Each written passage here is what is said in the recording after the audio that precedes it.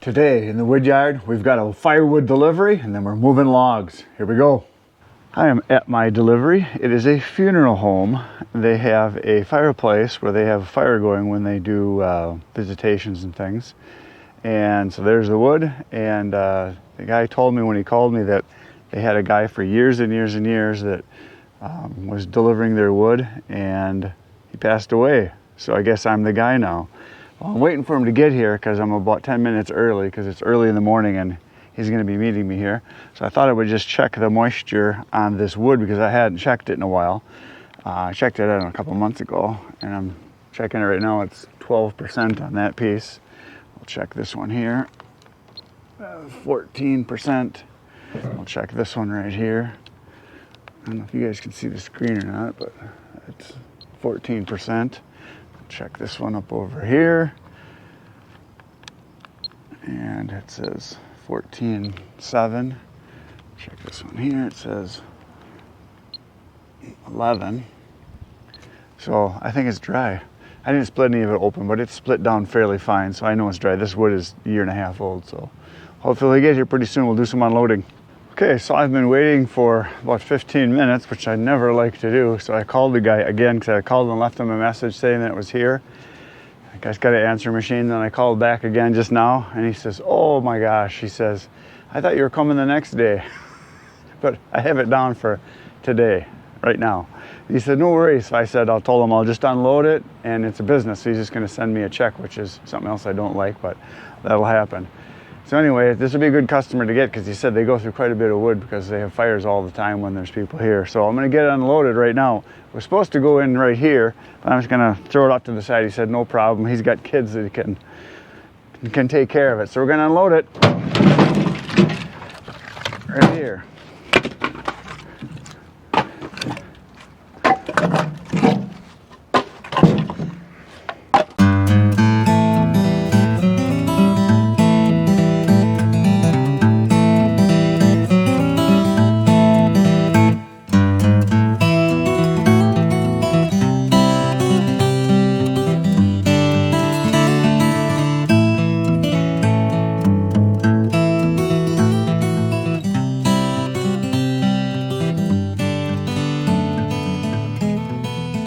So there it is, unloaded. And I talked to the guy and he told me normally he would be here in town, but today they had to go down to Milwaukee to watch the Brewers win again. So he was on the way to a Brewers game. So there it is, back to the woodyard we go. I am back in the woodyard, and on the way back, I stopped at the pallet store. They were open and they had inventory, so I got some. Today is the kind of day that everybody wishes they could have. There's no one here, it's a weekend, nobody around, it's sunny, it's about 60 degrees, it's breezy, it's just absolutely a beautiful day to be outside working, and that's what I'm gonna do. So I'm gonna get these unloaded. I had a bunch of these stringer things I can use, and then they also had some pallets too, so, or as some guys call them, skids. Same thing, only different name. So yeah, they had some good ones too. There's some nice big solid ones there. We'll get these out, and then after I get this done, we're gonna start the tractor up and we're gonna move some logs. At least that's my plan. Put these over here, and I got 1, 2, 3, 4, 5 pallets. This is a nice big heavy one here.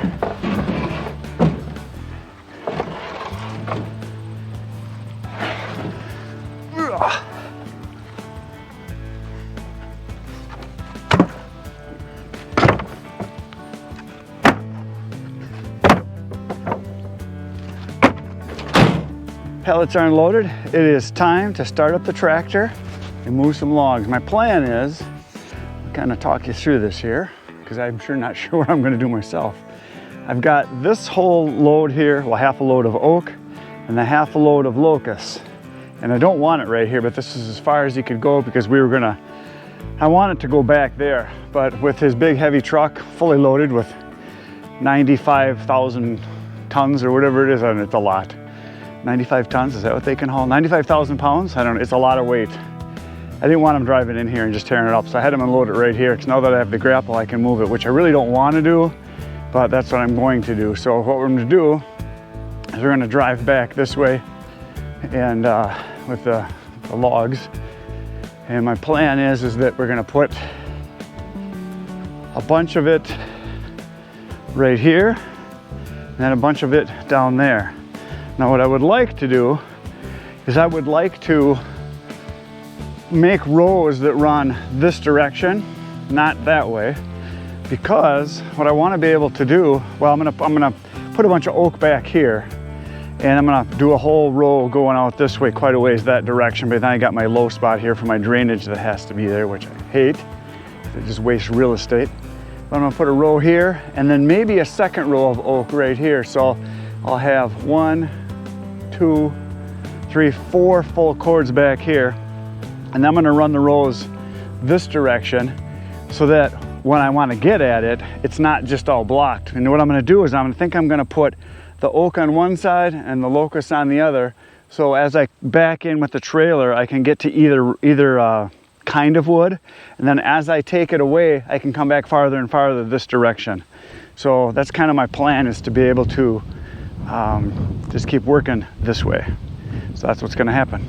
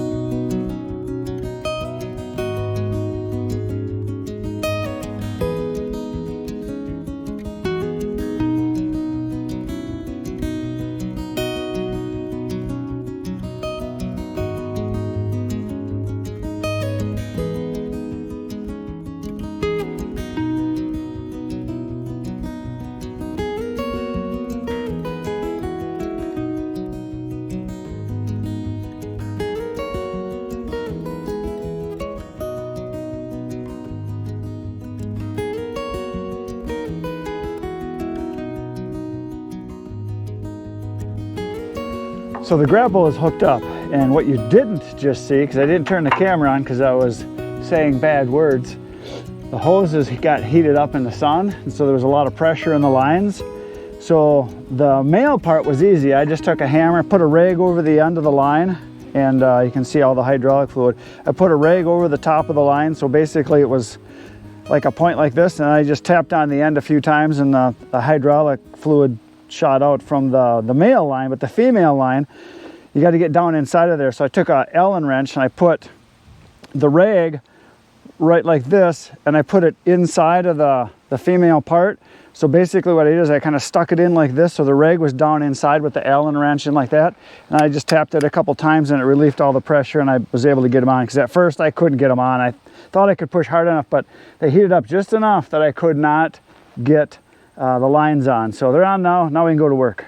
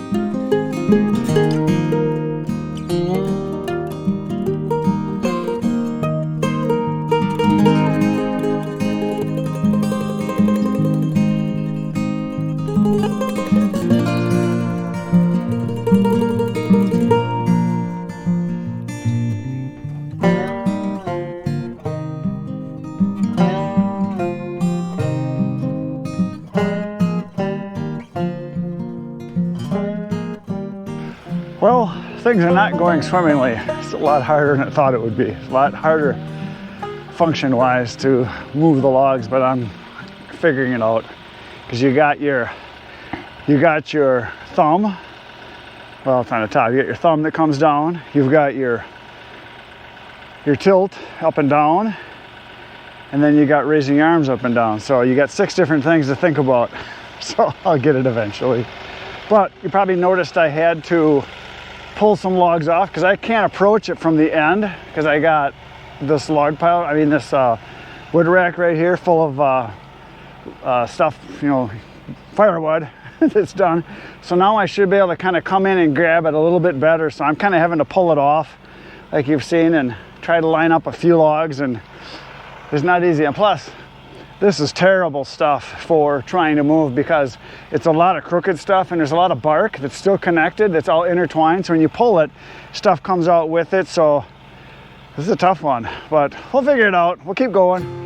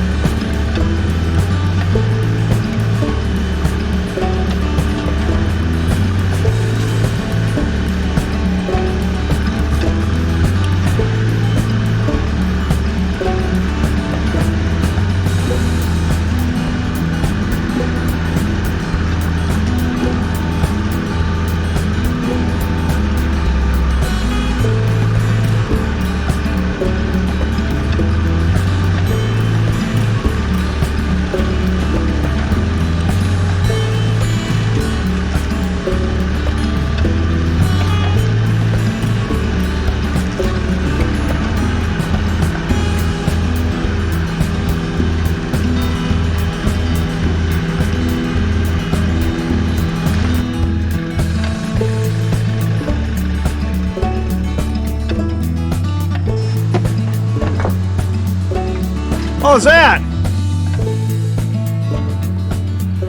Well, that took a lot longer than I thought it would. It's a pain in the butt moving the camera back and forth all the time. I think if I could, it took me almost, I would say close to 3 hours to do this. But if I would have been not moving the camera at all back and forth, I think I could have did it in an hour and a half, which is what I thought it would take. Doing the camera stuff takes a lot of extra time. If I could have just kept working, I could have got it done a lot faster. It's done, but it's not pretty. These logs are so crooked and it's hard to, I was trying to grab big bunches. I should have just tried to get a couple at a time and just did more trips. It's just all over the place, but I kept it nice and low. I only have it like about 5 feet. So when I go to cut it, it's not like it's gonna collapse on me. And actually sometimes when it's not all right in a row, when you get the pieces at different angles, they actually cut easier because you got some space between them. That's just my excuse I'm gonna use.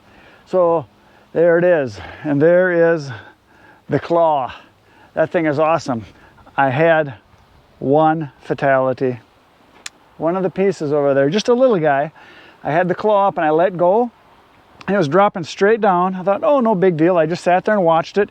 And it went down, and then it twisted, and it came down, and it hit my hood right here, dented the hood right there, one little dent. I don't know if you can see it. Which is why I wanted a metal hood. If that would have been my brother's little green tractor, the hood would have exploded, I'm pretty sure. So anyway, I got a dent. I put my first dent in it right here. It hit right there, and you can see the dent right there. So it's broken now. So that is done.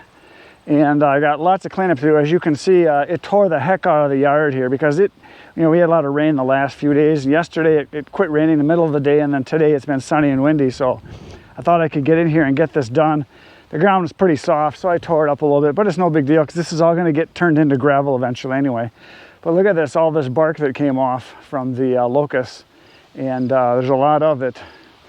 And even the rest of the bark will come off, because that's one of the things I've mentioned in the past about locusts that is a good thing and a bad thing at the same time.